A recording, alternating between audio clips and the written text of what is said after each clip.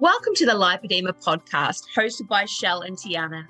Our aim is to make noise around lipedema and educate as many people as we can about this disease. Our guest list contains professionals who work in the field and women who live with lipedema. Thank you for joining us. Roisin is a 26-year-old living in regional Victoria. She works full-time and loves the beach. She learned she had lipedema 2 years ago after suspecting for some time due to her pronounced symptoms and family history of the condition. Roisin understands that navigating diagnosis and then navigating life with lipedema can be overwhelming and difficult. She is passionate about awareness, funding, insurance, support, and research into lipedema. Welcome back to the Lipoedema podcast. We are your hosts, Shell and Tiana, and tonight we are joined by our special guest and lipedema warrior, Roisin. Welcome, Roisin. Thank you so much for joining us. Thank you for having me. It's a pleasure, and I'm going to get straight onto it because we don't have much time. So I'd like to ask you, how did you first come to learn of lipedema, and when was that? So my mum actually has lipedema. So I've known that it was a thing for several years. I sort of suspected that I had it for quite a long time, but I guess my knowledge of the condition was that nothing could be done about it. So I never really sought out an official diagnosis.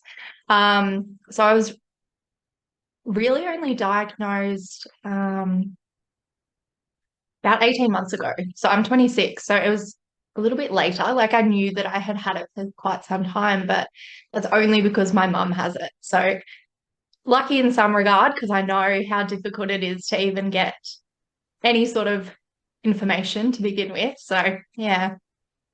Wow, that's quite a unique story. I don't think we've had a guest online that knew about it from a family member previously. So how did your mum come to learn about lipedema? She was diagnosed like several years ago, but nothing sort of really came out of it. It was just like, hey, you have this thing. So she has also got lymphedema. And it was sort of like, hey, you have this thing, but there's literally nothing you can do about it. We think that one of her sisters may also have it as well. So it's like, seems like it's quite prevalent in our family maybe. So yeah. So she was very lucky to just have a doctor who was like, hey, you have this thing. It was luck. It was pure luck. Wow. And especially a few years ago when, from my understanding, things weren't as recognized and well known. So that's very interesting. Okay, so you recognize that you probably had the same thing and there wasn't much to do about it. I'm putting it in quotation marks, but our podcast listeners can't see what I'm doing, so that's a bit silly. When did you believe your lipedema started to develop? Definitely like early teenage years. So I started puberty quite early, but I think probably from the age of like 14 onwards is when I noticed my legs were like quite large and not quite in proportion with the rest of my body. And I remember being really self-conscious of it from the age of about 15 or 16 and just getting progressively worse since then. Okay, and did you have before you knew about what lipedema was, did you and your mum have any management strategies for all of those symptoms that you didn't know belonged to lipedema? No. I think it was like one of those things where it's like, that's just the build of our family. Like, our family just has big legs sort of thing. Yeah. Gotcha. And besides the bigger legs in proportion to the rest of your body, what other symptoms do you experience? I have pain, bruising, a lot of like, it is a heavy feeling. So my legs feel heavy all the time. Just a lot of heaviness. I can't explain it any other way. They're tired all the time. Yeah, it's just sore. It's just sore all the time. Yeah, when you talk about the pain, some people get different kinds of pain. So we hear like aching types pain, and then we hear sharp pain. What's your pain experience in your lipedema? I would say it's more of an achy sort of pain. So it's always sort of there. Um, it's just always there, sort of in the background. It's something that is tolerable for me most of the time. Um, Mostly. Fair enough. So how, now that you have your diagnosis and your mum has her diagnosis, how are you managing your lipedema now? So I use compression garments, and I also get MLD. So it has been fortnightly up until now because I am approaching surgery. So I'm going for weekly MLD. But I found that both of those things combined have really, really, really helped. Probably more than I actually thought that they would. Um, yeah, both of them have really, really helped. Yeah, I had the same experience with regular compression wear as well. As much as it's a total drag, it's definitely helping my symptoms. What is your favorite compression garment that you wear currently? So I wear the Sigvaris ones. So they're a class 2. Um, they are full length from my tummy to my toes. I have open-toed ones. Look, they're not enjoyable to wear. I'm not gonna lie. They're not the most comfortable thing, but the difference that it makes, like I've noticed if I don't wear them, my legs are so sore that day. And I think I'd rather feel comfortable, um, like being able to walk and stuff like that, rather than just like being annoyed about wearing my compressions. Yeah, I totally understand what you're saying. I was listening to someone talking today, and it's like wearing compression is hard, but experiencing pain and the symptoms of lipedema is also really hard. So it's like Mm, choose your hard. And I sort of resonated with me because it is hard and it is a drag, but it does have its payoffs. Shell is in the mm. beginning stages of her regular compression journey. And Shell, do you want to have a quick chat about how that you're feeling about your compression use? Yeah, like so I struggled. Like I tried a pair once and I was like, oh nah, the sensory overload was just too much for me. And then I'm like listening to all these people saying how important it is. I'm like, all right, I'll get some. I got proper ones and I tried them on. I wore them for a week and now I'm like, could not go without. So it's only 2 weeks in, but last week, or yesterday, sorry, I had a celebration day at my school because I'm a teacher and I was on my feet all day. I did like 15,000 steps and I didn't wear compression and I could hardly walk last night. Like my knees were killing me, my feet were killing me. And I'm like, okay, I'm now a compression wearer. Converted. Just took one day on your feet for you to be converted. It's so nice to hear. That's awesome. Um, so, Rasheen, you mentioned just before that you're progressing for surgery. I'm so interested to hear about how that all came about. Talk to us about your pre-surgical journey so far. So I guess a lot of my information has come from like the Facebook groups that I'm in, and watching other people on Instagram. Because when I initially went to my regular GP and I said, "Hey, I'm pretty sure I have this thing," she took one look at my legs and she was like, "Yeah, you do, but there's nothing you can do about it." And I was like, "Well, can't you get surgery? Like, isn't that a thing?" She's like, "Is it?" I was like, "I'm pretty sure." Yeah. So that's when she referred me on to someone who knew more information, which was great. Um, but really, I did a lot of research myself on whether or not surgery would be an option for me because I didn't really have a medical support system um, that knew anything about surgery options. So I relied heavily on the lipedema community for my initial information. Um, and I think for me, the decision to have surgery is sort of like I'm only 26 and I'm at stage 3. It's only going to get worse. It's a progressive disease. If I do have children in the future, I want to be able to run around with them. I want to be able to travel and do all the things that I want. And I think it's sort of like a now or never sort of thing. And I'm very, very fortunate that I can afford my first surgery with the help of my super. Because if it wasn't for that, I simply couldn't afford it. So um, it's been a very stressful journey to get everything organized, just financially is just, it's impossible. I don't know. Yeah, that's a whole nother thing. Yeah, you're so right. I also went down the route of getting my super to pay for my surgeries too. And I wouldn't have been able to afford it without that. So, yeah, it's definitely a lot of paperwork. Uh, who are you going with in your surgery? So I'm going to see Chris Leckich up in the Gold Coast. So yeah, but that's the other thing I guess is like it's such an overwhelming decision on who to go with because all the surgeons do it all so differently, and it was so overwhelming to pick one. Like I don't know. Like all the surgeons do it so differently. And a part of me was sort of like, well, who does it right? But I guess in the long run, nobody does it right or wrong. It's sort of what's best for me. And I think that Dr. Lekic has the best approach for me. And at the moment is also, to be honest, more affordable, which has definitely helped sway my decision a little bit. Absolutely, it's definitely a factor, affordability, and also like the geographical location. So, Mm. you're based in Brisbane, is that correct? No, I'm down in Geelong in Victoria. Gotcha. So So it's you have a still, couple of yeah, surgeons that, yep, you could have chosen. yeah, yeah.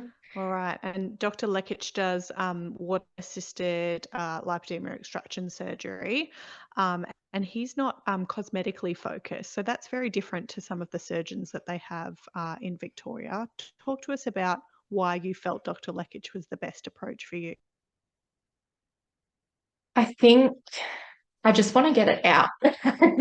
I just want the disease to be out as much as humanly possible.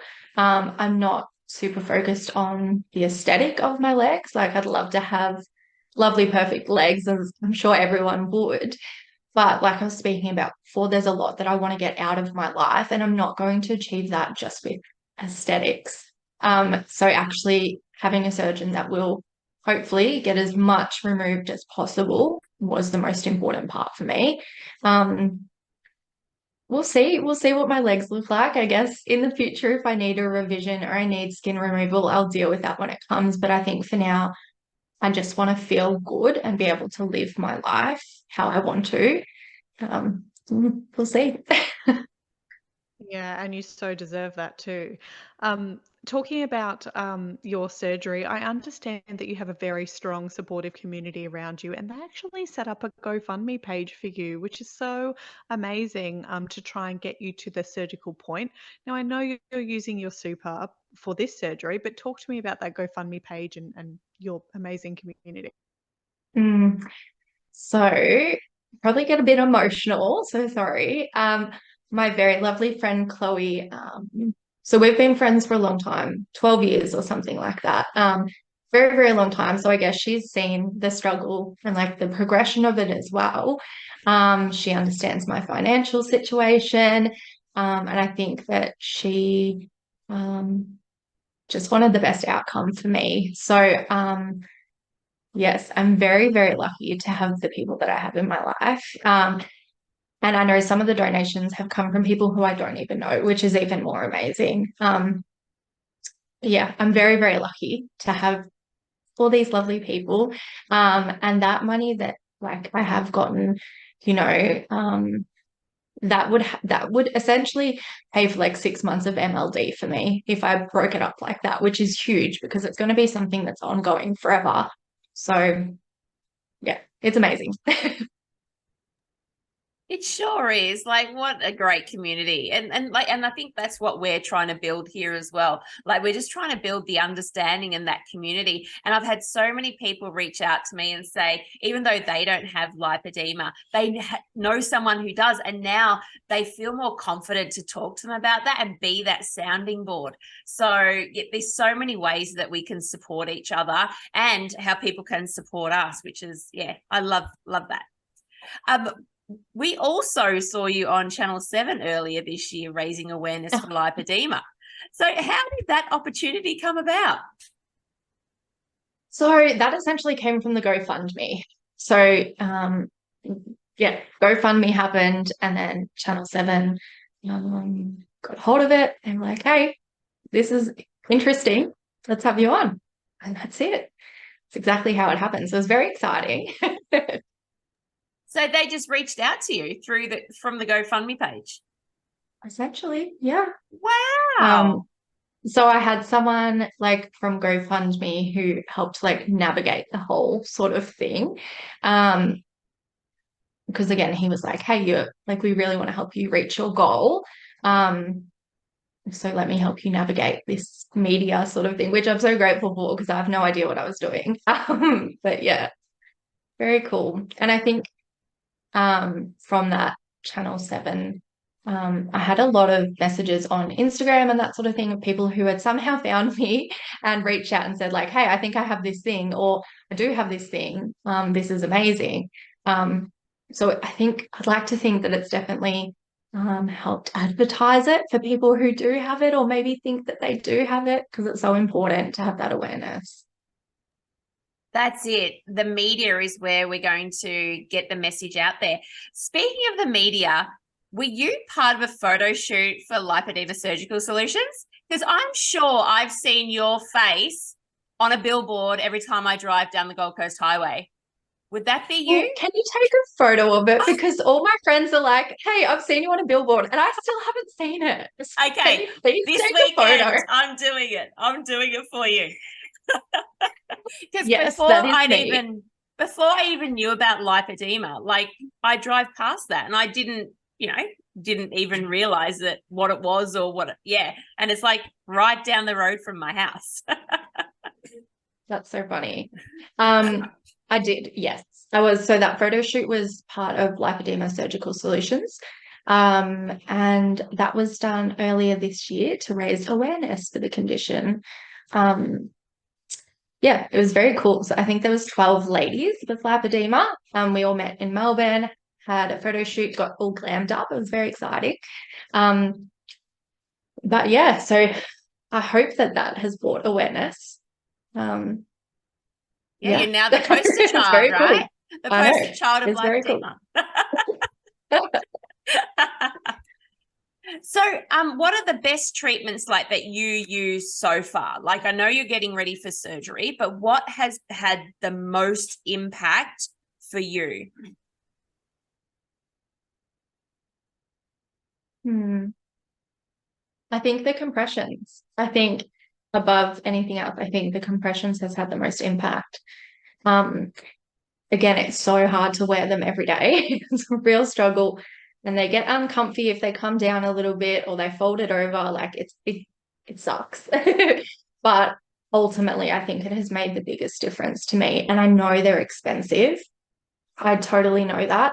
The ones that I have are quite pricey, but I know that there is some cheaper options as well for anyone who might be on a tighter budget. I think it's really worth it if you can get them. Yeah, and even starting off with like not medical compression, even just starting with some sports compression or something, just to get you started, because that's sort of what I did. I got the $25 Kmart compression, and and that was good for me to get used to what it was going to feel like. So yeah, I think compression is a huge one. So how has lipedema impacted your life? Tough question. I think part of it has been sort of being self-conscious, I guess, and having like a low self-esteem just because I have hated the look of my legs.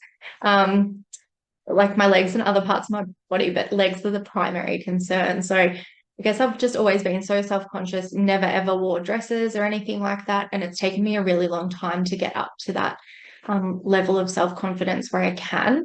But I think in hindsight, I'm so sad that I didn't do a lot of things because I was scared of showing my legs, like not going to the beach with my friends or like in sweltering heat wearing pants when I was so uncomfortable, and I really would have been more comfortable wearing shorts or a dress.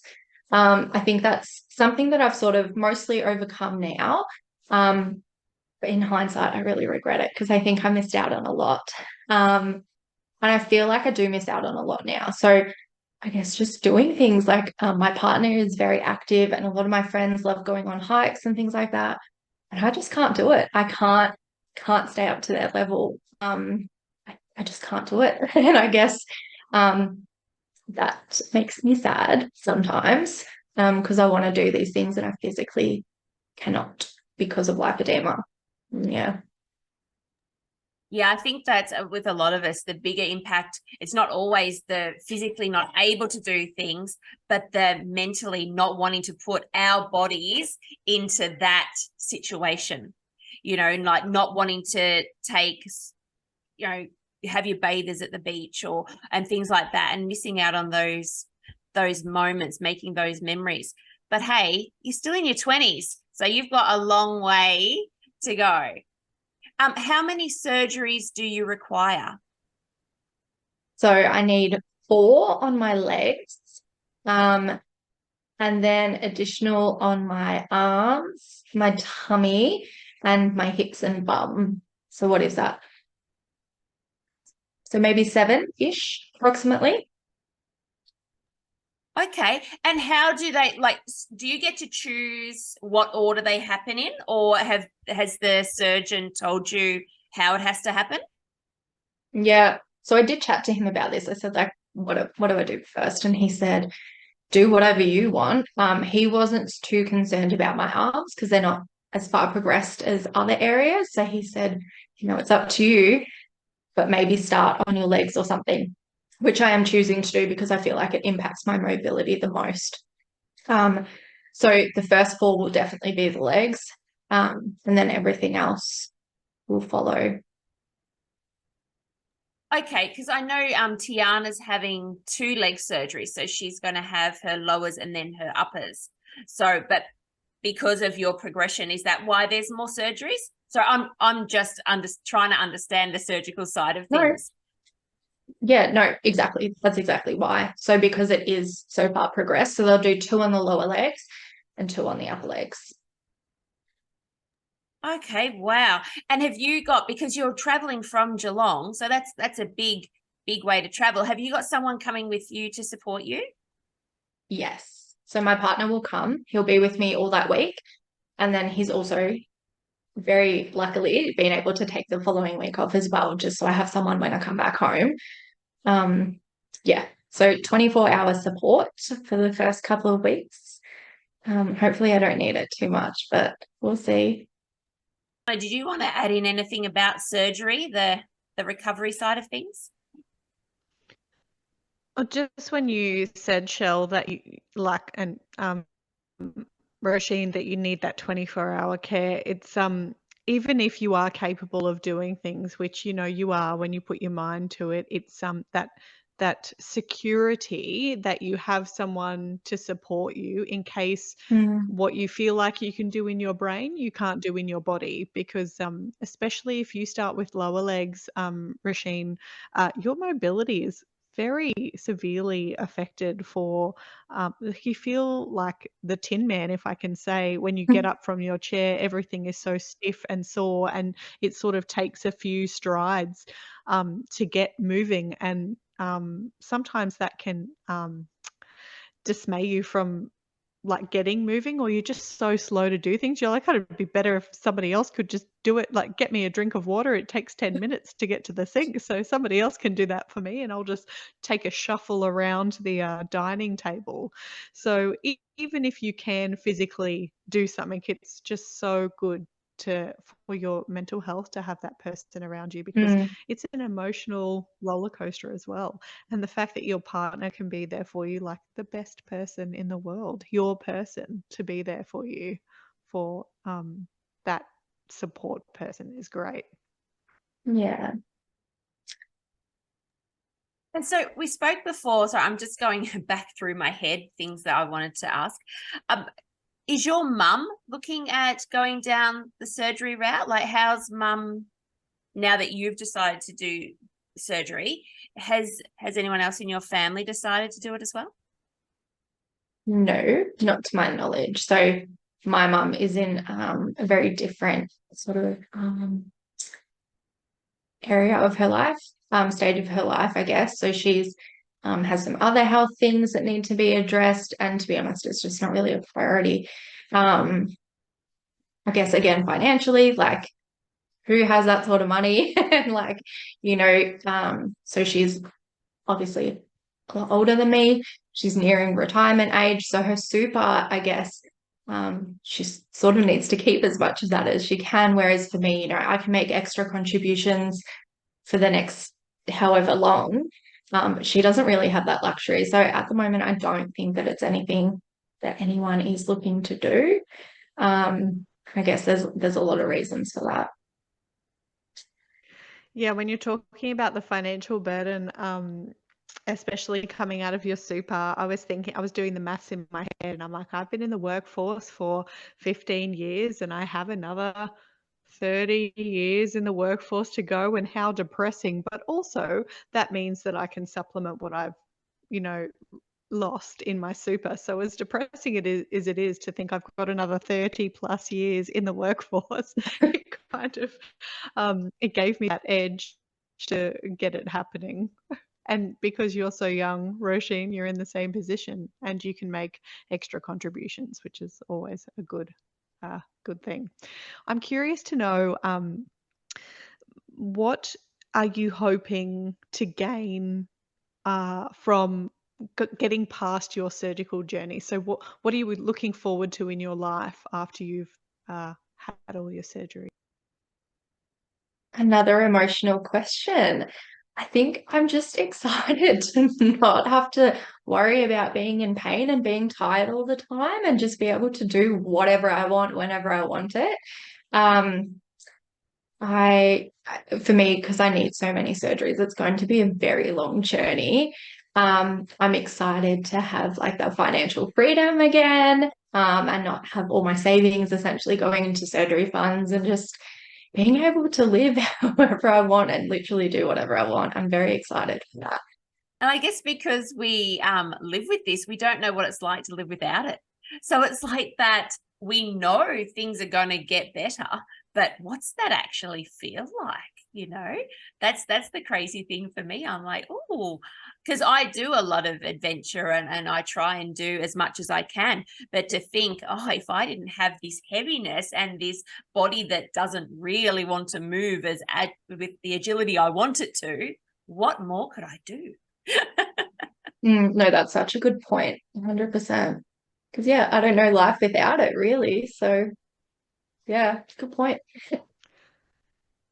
Also, when you said to not be tired all the time, like with this pain and heaviness that you and I and Shell and a lot of our community experience, the pain and the heaviness, they cause this fatigue in your body, and we sort of go in waves. Like I know that I go in waves, and some days when I wake up in the morning, I just am maxed out from the moment that I wake up, and there doesn't feel like it's any rhyme or reason. But when you think about it, when you're carrying this heavy, diseased tissue that's inflamed and holding a lot of water, it kind of does make sense because you're effectively lifting weights every day, but not in a fun way and not in a good way.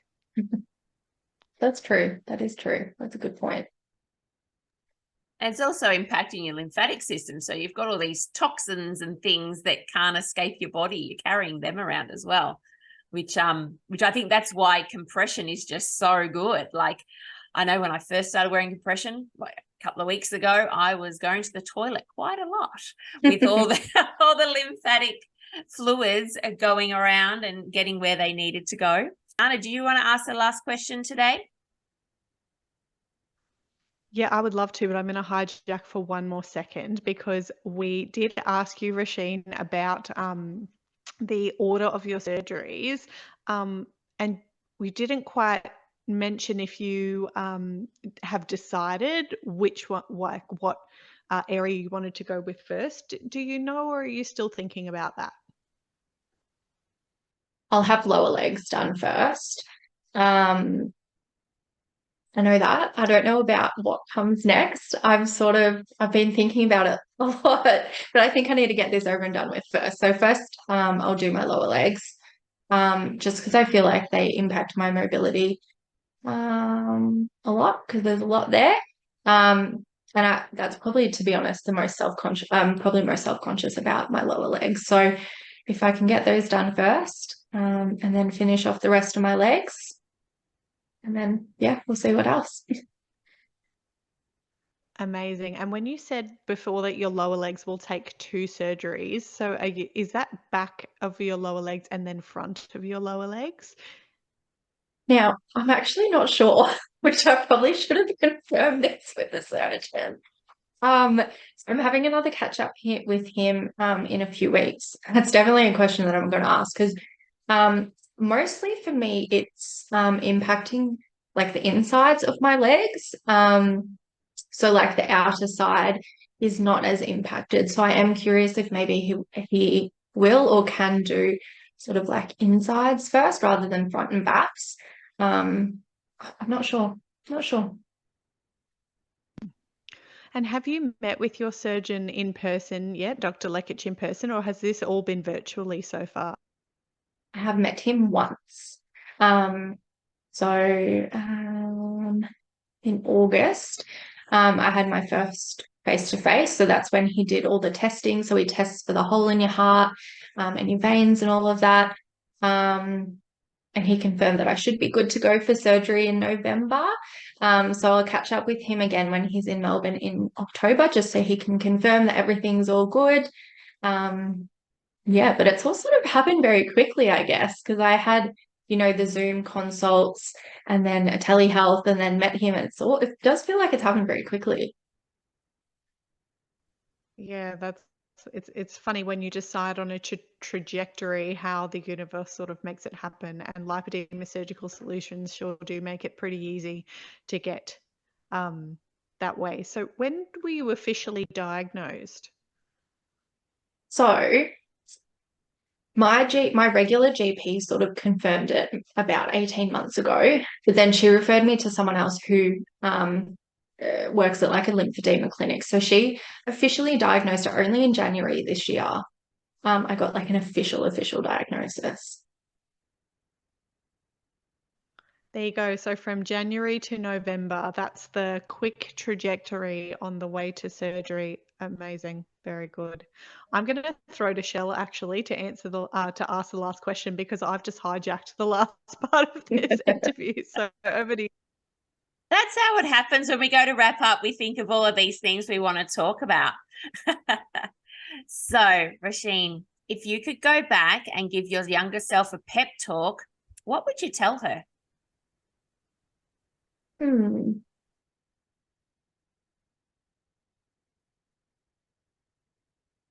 I'd just say it's fine. It's all good. Don't stress about it. It's cool. You're fine. You'll be fine. It's all good. No stress. I think like when I was young, it was very easy to stress about things. And I know it's easier said than done. Like this is all in hindsight. But like, don't worry about it. Just get your legs out, have fun, just chill, relax. It's fine. Take it in your stride. Yeah. I love that. It's really refreshing.